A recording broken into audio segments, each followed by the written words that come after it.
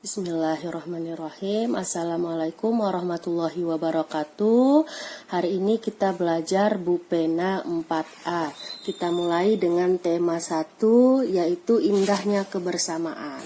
Selanjutnya kita buka di halaman 3. Di halaman 3 ini ada gagasan pokok dan gagasan pendukung, yang mana gagasan pokok adalah topik yang dibahas pada suatu teks. Sedangkan gagasan pendukung adalah uraian atau informasi tambahan.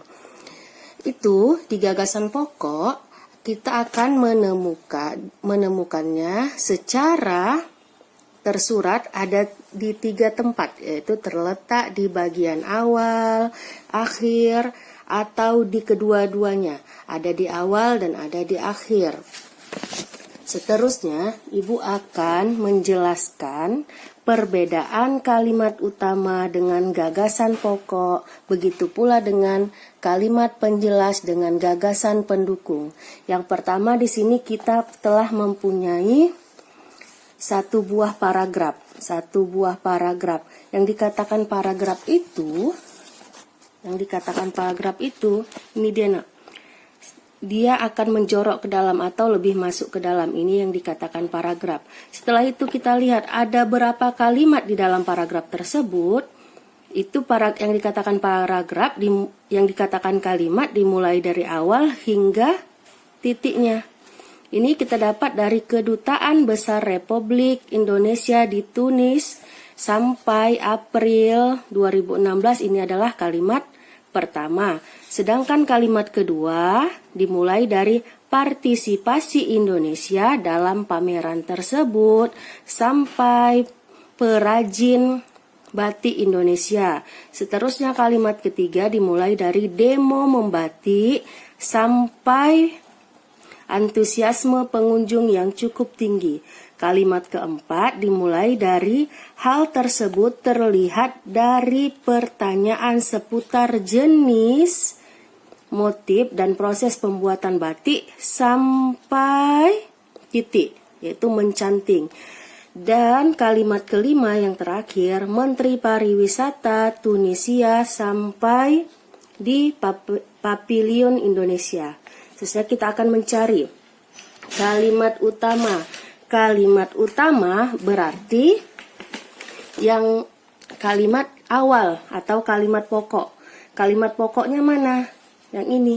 Kedutaan Besar Republik Indonesia di Tunis bekerja sama dengan Kementerian Pariwisata Republik Indonesia mengikuti pameran pariwisata terbesar di Afrika Utara, yaitu March International du Tourist 2016 atau MIT di Likram, Tunis, Tunisia pada tanggal 6 sampai 9 April 2016. Itu adalah kalimat utamanya di kalimat pertama.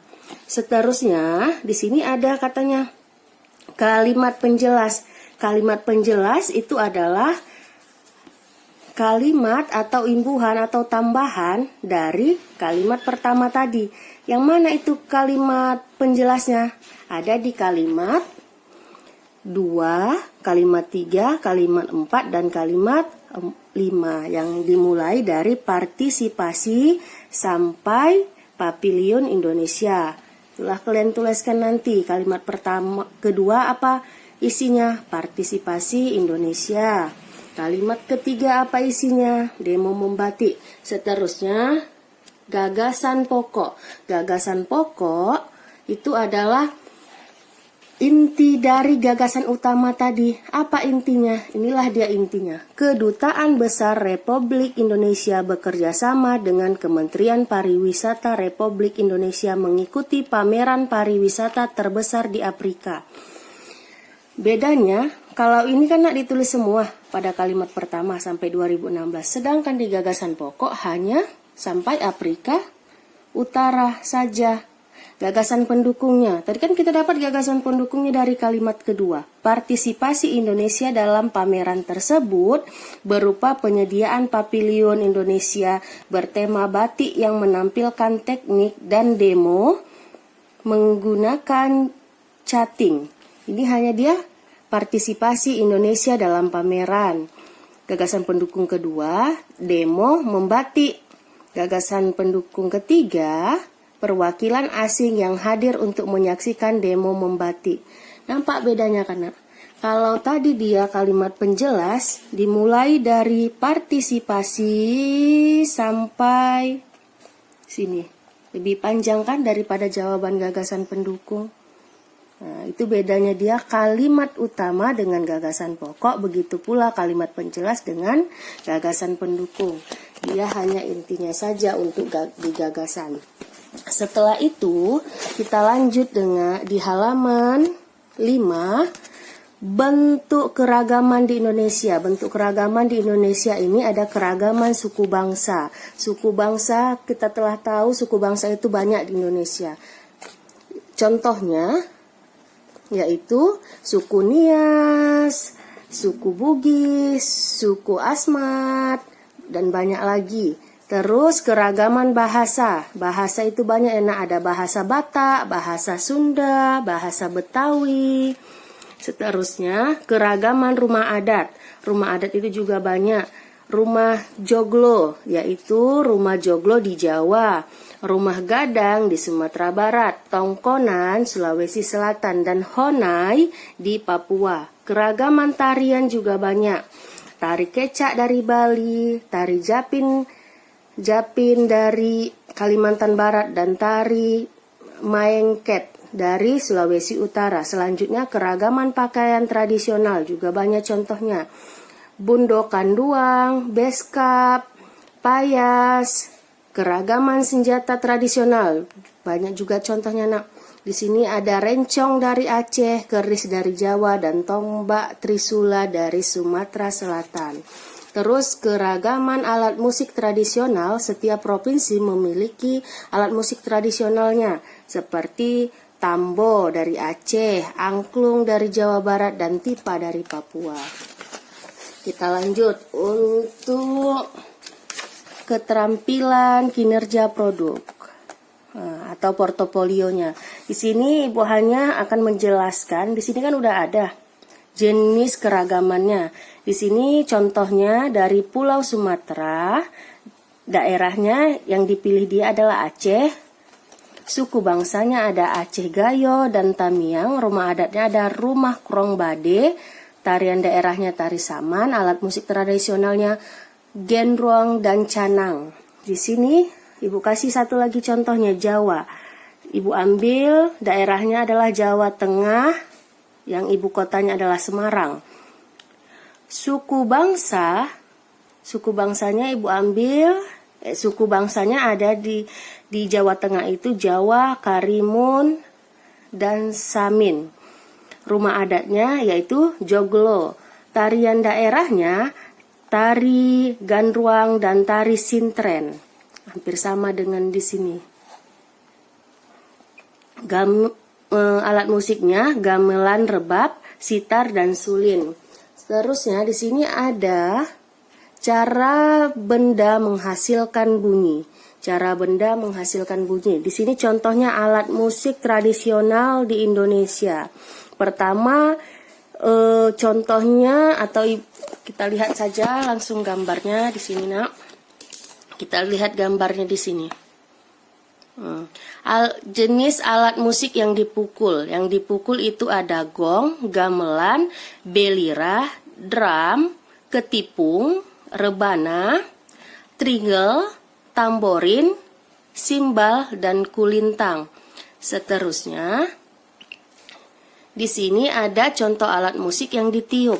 Yang ditiup ini ada saksofon, harmonika, klarinet, flute, tuba, seruling, trompet, dan trombon.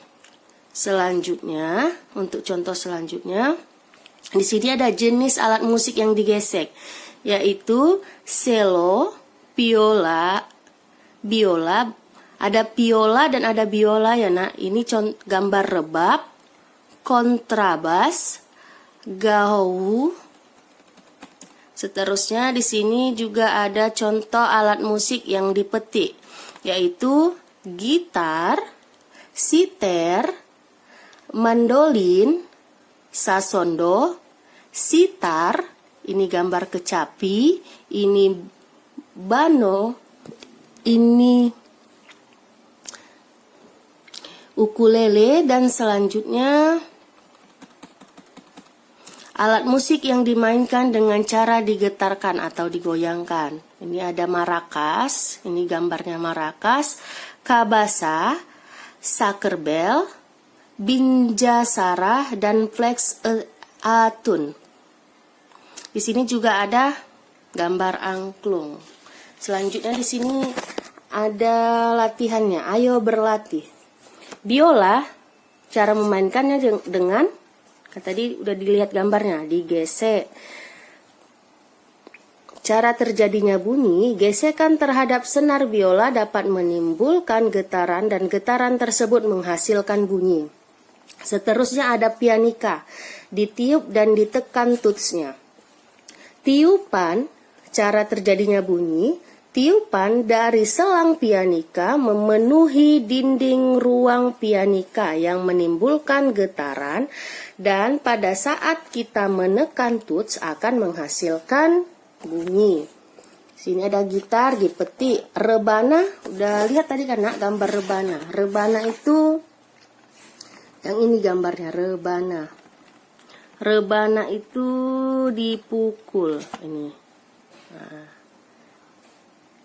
inilah yang dikatakan rebana. Rebana cara memainkannya dipukul. Angklung cara memainkannya digetarkan atau digoyangkan. Angklung ini berasal dari Jawa Barat. Setelah itu kita lihat dasar-dasar tarian bagian 1. Dasar-dasar tarian itu di gerakan pertama, penari berjalan berdampingan dengan kedua tangan melentik di samping badan. Penari bergerak ke kiri dan ke kanan. Lihat gambarnya. Tangannya berada di samping badan dan dilentikkan, lalu berjalan ke tengah panggung menghadap depan. Ini untuk gerakan ketiga dan keempat. Penari berputar dengan arah berlawanan. Tangan kanan berada. Untuk selanjutnya kita buka halaman 10. Di sini ada kerjasama dalam keragaman. Keragaman itu maksudnya berbeda-beda atau beragam-ragam hal. Tetapi kita harus tetap sama, harus tetap satu. Contohnya yang pertama itu kerja bakti. Kerja bakti membersihkan lingkungan, membersihkan kelas. Terus yang kedua festival budaya. Festival budaya juga kita pernah melakukannya di sekolah pada pensi kita di tahun 2019 kemarin. Di situ kita memakai baju adat dari daerah kita masing-masing tanpa membedakan. Itulah kerjasama. Seterusnya yang ketiga festival makanan tradisional. Contohnya yang pernah dilakukan adalah contoh festival makanan tradisional yang ada di Indonesia adalah Festival Kampuang Doloe. Festival ini menyajikan makanan tradisional Jakarta dan juga makanan khas Nusantara. Seterusnya kita lanjut di halaman 11. Perambatan bunyi. Bunyi merambat melalui 3 benda, yaitu benda padat, benda cair, dan benda gas. Bunyi tidak dapat merambat di ruangan hampa. Hal ini dikarenakan ruangan hampa tidak memiliki media yang dapat merambat bunyi. Dia tidak ada media yang merambat bunyi. Ini contohnya untuk bunyi yang merambat. Ini melalui gas dia. Suara merambat melalui udara tersebut benda gas. Di sini bunyi merambat melalui benda padat. Mana benda padatnya? Ini benda padatnya, nak. Benang ini. Inilah benda padatnya. Suara merambat melalui benang kasur tersebut adalah benda padat. Ini bunyi merambat melalui benda cair. Ini benda cairnya, ini di alam air. Suara merambat melalui air di dalam tong, air termasuk benda cair. Selanjutnya, di sini dia hanya menjelaskan perbedaan gagasan pokok dan gagasan pendukung. Coba kita ingat lagi, apa tadi gagasan pokok? Gagasan pokok adalah pokok atau inti dari cerita tersebut atau inti dari teks tersebut. Gagasan pendukung adalah gagasan imbuhan atau tambahan atau kalimat penjelas dari gagasan pokok. Seterusnya di sini, ini untuk matematika kita lewatkan saja. Seterusnya di sini, gagasan pokok dan gagasan pendukung dalam peta pikiran. Ini yang dikatakan peta pikiran. Jadi dia seperti ada kotak-kotaknya. Ayo kita berlatih. Apa yang dibahas pada paragraf di atas? Yang dibahas adalah musik keroncong. Coba tentukan gagasan pokok dan gagasan pendukung yang terdapat pada paragraf tersebut. Tuliskan dalam bagan peta pikiran. Di sini telah Ibu tuliskan.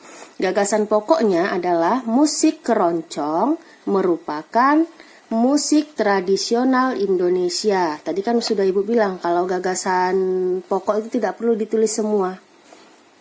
Hanya gagasannya aja yang penting-penting. Musik keroncong merupakan musik tradisional Indonesia. Yang nggak Ibu tulis adalah salah satu jenis, itu tidak ditulis kan. Yang ada juga tidak ditulis, hanya disingkat. Terus gagasan pendukung yang pertama itu adalah asal mula musik keroncong. Di sini kan dia di kalimat keduanya, sebelum muncul musik keroncong bangsa